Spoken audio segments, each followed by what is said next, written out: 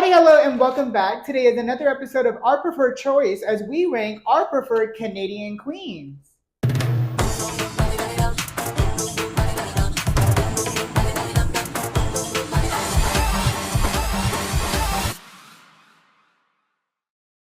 So I'm back again with Amber for Our Preferred Choice, which is, a monthly segment here on the Preferred channel where we do rankings of Drag Race things. Yeah. And today we are ranking I'm going to say my favorite, and I would assume your favorite international season of Drag Race, as well as non-RuPaul season of Drag Race, series of Drag Race, Canada's Drag Race. Yeah. With host and your fave, Brooklyn Heights. That's my girl. Interesting. And this is kind of at the moment where this is in celebration of Canada versus the World Season 2, which is a all-star season where they take Canada queens and other Canadian queens and other franchise queens, and they put them in together for a little competition. Yeah. Canada versus the World. The first season of Canada versus the World was incredible. Now we're on the second season, which is currently airing at this time. And not to give any spoilers, but it is so far an incredible season. I think we're on 3 episodes now of the season when this is being filmed. Yep. And of course, 4 seasons of regular Canada's Drag Race, which all are pretty incredible and pretty good. If I had to say maybe 1 season, if any of them maybe not be like the best, but even for that, I feel like that's very good. Compared to regular Drag Race, where there's quite a few seasons that are not very good. Yeah. No tea, no shade. But I mean, there's a lot of regular Drag Race seasons. Yeah. So. And I think what really makes this season is honestly just the talent. Right. Or this series is honestly just the talent that comes from the queens. So as usual with our preferred choice, we're going to have our top 10. We're going to have 3 honorable mentions. We're going to have 3 dislikes. Yep. So we're going to start with the bottom of the list, no tea, no shade, with the dislikes. And I'm going to start with my 3rd dislike, which is Beth from season 2. Okay, I can see that. Just overall not very polished. Now she's put a lot of work into her drag. She has become a little bit more polished. I'm just not here for the aesthetic. Yeah. Me personally, it's not my tea. Coming in number 3 for me is Tynomi Banks. Yeah. Someone who's currently on Canada versus the World Season 2. Yep. And not doing it just went home actually. Yep. Against Cheryl. Yep. I mean, she wasn't as polished as she should have been. Yeah. Coming into an all-star season. Yeah. She was giving me very season 1 Tynomi Banks. And I mean, nothing changed, at all, in my opinion. Yeah. My number 2 is the most recent season 4, technically, besides Canada versus the World Season 2. Season 4 with another first eliminated, CC Superstar. Unpolished, messy, not it. I specifically, me and Peter watched season 4 the other night, and the first episode where she's literally doing the strip challenge and she falls on the couch. Horrible, sloppy, messy. Get out. Get out! So coming in number 2 for me and my dislikes, and this is only because I disliked her on her original season, Miss Fierce Delicious from season 3. Okay. I mean, it's kind of giving not quite, but almost Gia Gunn attitude. Okay. But kind of more cleaned up than what Gia Gunn's was. I wouldn't say cleaned up. But she is also not as messy as Gia was. Yeah. Almost, but not quite. She is very almost. She's on the line. Coming in my number 1 spot is honestly out of disappointment. Someone who I watched forever on the YouTubes, and then when they finally got on season 1 of Canada's Drag Race, Kine. Okay. It was so disappointing. I forgot about her. I used to watch her videos all of the time, and I never picked up a rude attitude from her. And then I feel on her season she was very cocky and also unpolished, very unpolished. Yeah. Too, which is kind of weird because on the YouTubes, I learned a lot of stuff from Kine. I learned how to style a lot of wigs from Kine. I don't know, crazy. I was just honestly more so disappointed. Right. Yeah. Yeah. I forgot who she was. It happens, yeah. And I mean, even now she does math TikToks. Ew. Who does that? Yeah. Coming in my number 1 least favorite is, and this comes to no surprise, from season 4, Melinda Virgo. Really? I do not like that We're gonna throw it back because when I was rewatching season 4, I was like, yeah, Amber cannot stand her. I kind of like her. No, not the. I kind of like her. I was okay with her up until her kindergarten tantrum that she threw. That was a very ridiculous. I haven't made it to that episode yet, so I probably will have feelings when I make it back to that episode. I just remember towards the end though. Well, and you're supposed to be so professional, girl. But I will say, I will give credit where credit is due. She can lip sync. She can really lip sync. Yeah. So getting into the likes, the ones that we actually like and are not going to talk about. My number 10 goes to Miss Fiercelicious from season 3.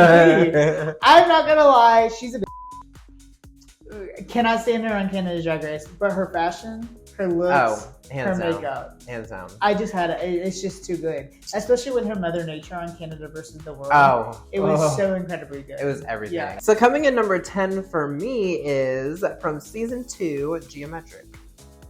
Yeah, I don't know. I liked her.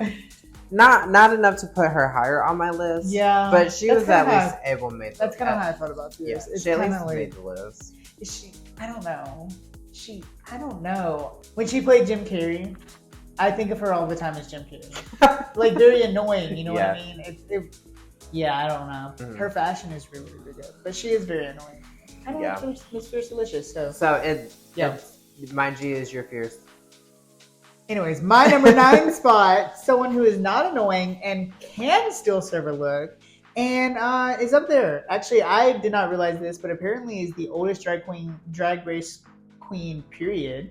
Kitten Caboodle from season 4. Okay. I love her. As I mentioned, rewatching season 4, absolutely am obsessed with her. I love season 4. And season 4 is probably one of my favorites. It's so good. It's so good. That's why I had to rewatch it. I'm always, after the season has settled for a second, like a year, I always have to rewatch it just to make sure it was as good. Mm-hmm. Kitten Caboodle is sweet, can paint, knows herself very well, and can perform.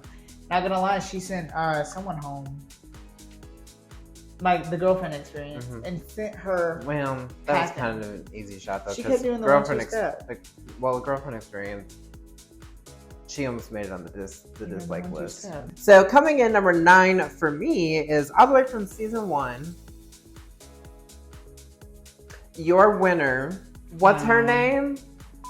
Priyanka. I'm not gonna lie. I also almost put her on my dislike. I love Priyanka. I love Priyanka. My mom said if you ain't got nothing good to say, don't say it. Good, then go on. In my number 8 spot, something that I know you're not going to be able to talk much about, is from season 4. Seems to be a trend here. Luna Dubois. Okay. I had a feeling you were going to put her on your list. Love her fashion so much. And she can paint a mother-tucking mug. Hell yes, she can. To fill. I love her highlight. Her highlight probably makes me like so happy. Like pheromone level highlight. You know what I mean? Love her accent. Love her, as I mentioned, style, her fashion. I thought she was honestly gonna go further. Coming in number 8 for me is back to season 1, Scarlett Bobo. Okay, I almost put her on my list. I do love Scarlett Bobo. My only tea is I didn't like her until the end. I feel like that's horrible to say, but it was like to the end where she grabbed my attention. That's why I couldn't put her on the list. But yeah, I wanted her to win season 1. Yeah, I love Scarlett Bobo. Yeah. Between her and Rita Baga, and let's be honest.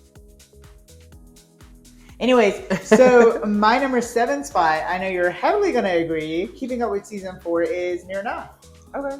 One of my last ones from season 7? Season 4. 7? Wow. Here's the tea. Everyone who knows me knows I love a good performer, and Nira is definitely near enough of a good performer. So she thinks she's clever. But here's the tea. When you take out the good performance of Nira, what's left? Body. Looks. She can paint a face. She got fashion. She's like... You remember the diaper painting? Yeah. So coming in number 7 for me is all the way from season 2. I have a lot of season 1 and season 2. Kendall Gender. Okay. I love Kendall. Okay. Kendall's very pretty, and Kendall actually surprised me with an actual real, even if it's a little comedic side. So, what? Winner top 3 on season 2. Mm-hmm. But first, want to go home on Canada. She wasn't ready for that. She wasn't ready for the big leagues. She wasn't ready, world. She still looked good though. She looked good. So coming in my number 6 spot from season 3, I feel like not a very well perceived season, but still a pretty good season. Lady Boom Boom, stunning. I forgot about Lady Boom Boom until I seen her on the She list. has some like, thick old thighs.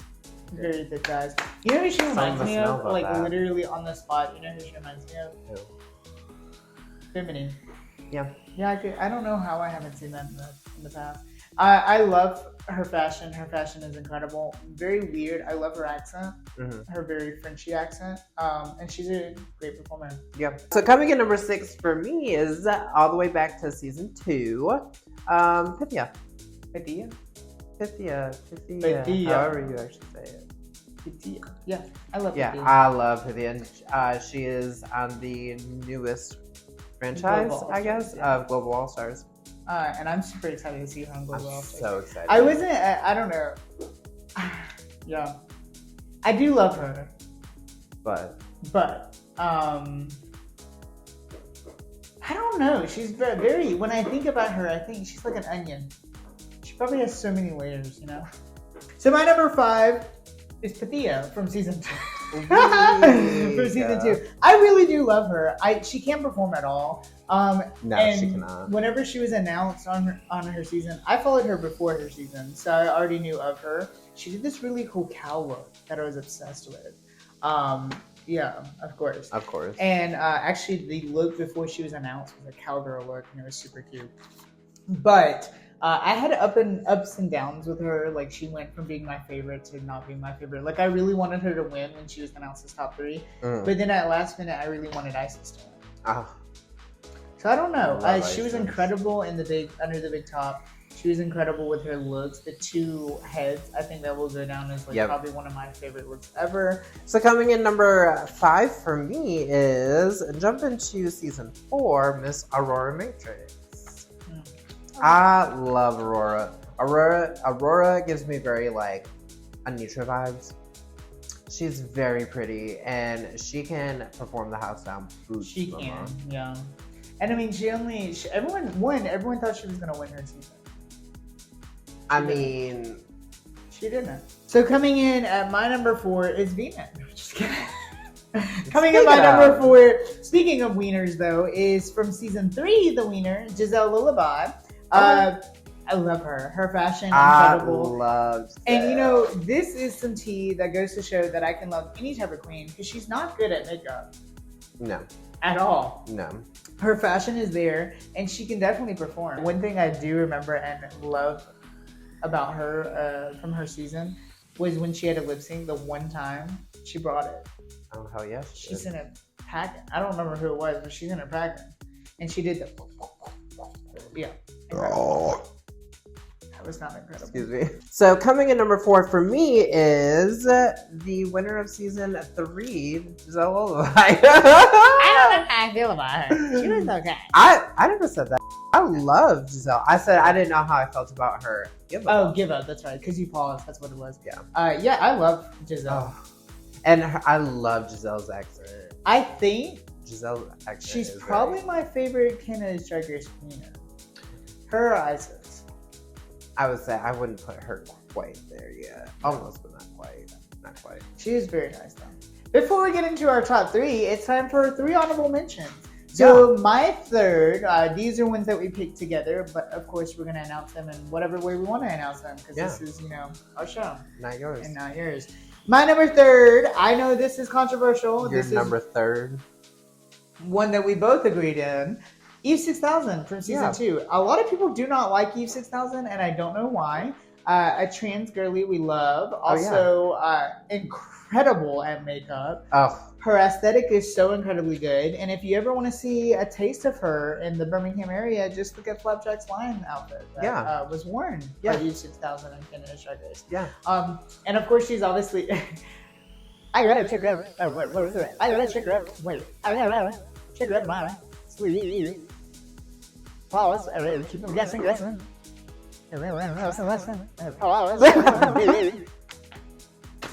reveal. Ah! It's gonna be blurred. Anyways, yeah. Coming in second for our honorable mentions is sticking with season 2, Cynthia Kiss. Yeah. And Aries' sister. Aries. Mm-hmm. She was I think an April Aries. Yeah. Another part of the Brat Pack. Yep. You had Kendall, Gia, Cynthia was another one, or the other one, I guess, since there's only 3. Oh, look, and I had all 3 of them. You nasty, nasty person. Well, But love Cynthia. Once again, not very good on the makeup. No. But incredible performer. A lot of theatrical personality, I guess you would say. And won her musical? No, Pythia won her musical. Yeah. I'm pretty sure. But she did really, really good. And I love her name. Yeah, Cynthia Kiss. I would love to see her on an All-Star season. Yeah. Absolutely. I could definitely see her on a Versus the World. Yeah. For sure. But for our number 1 spot, say it with me because it has to be known, is the host of Canada's Drag Race, Brooklyn Heights. We can't go without saying it. And also, it would be the only fair way to say it. So. Thank you, RuPaul. Yeah. Also, main thing is Brooklyn's looks keep them coming. They're incredible. I mean, no tea, no shade towards Mama Ru, but Mama, your child is standing you up on these stages, girl. She said, "You thought I was a runner-up?" Literally, again. exactly. So continuing with the top 3, my 3rd spot, all the way from season 3, top 3, number 3, season 3 is Vivian Vanderpuss. 3. Another Aries girly. I love her style so incredibly much, and her makeup is so good. Yeah, quirky, campy, goofy. And I thought if she wouldn't have been in the bottom, she probably would have went further. She probably would have been in the top 3. But I remember when she keyword probably. She did the jumping around. Oh she yeah. Didn't know what to do. Yeah. But she served. She had really good looks. And the plastic wrap, when she came in, she was like, "I can finally take off the plastic." Yeah. I'm so weak. So coming in number 3 for me is Lemon from season 1. Interesting. We were prepped for it. I love me some Lemon. And she is so far my pick for Canada versus the World. I agree. I think because she can slay the house down boot. Her and maybe like one other person. Mm-hmm. Yeah. Coming in my number 2 spot is Lemon from season 1. Genuinely fantastic performer, incredible in any challenge she's given. Yeah. She's a sewing girl now. Yeah, and she's also stepped up her pursuit in the looks department. So yeah, she's doing everything. And as mentioned, I hope she wins Canada versus the World season 2. Coming in number 2 for me is the winner of season 2, Isis Couture. Kind of shocked that wasn't your number 1. Huh? Kind of shocked that wasn't your number 1.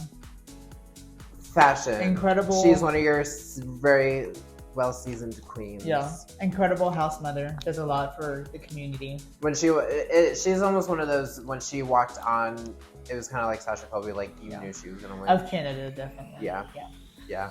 Isis Couture can tour all day. Coming in my number 1 spot, if you know me, you know, from season 4, the most recent season. Top 3 should have been the Denim! Denim! I'm I obsessed knew with it. Denim. Denim is the cutest thing to walk this earth.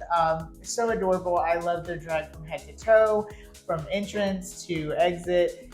Yeah, and I didn't even put her on my. I almost put her on my dislike. Wow. I'm just kidding. I love Denim. There's people who drag Denim are especially compare Denim to Gottmik.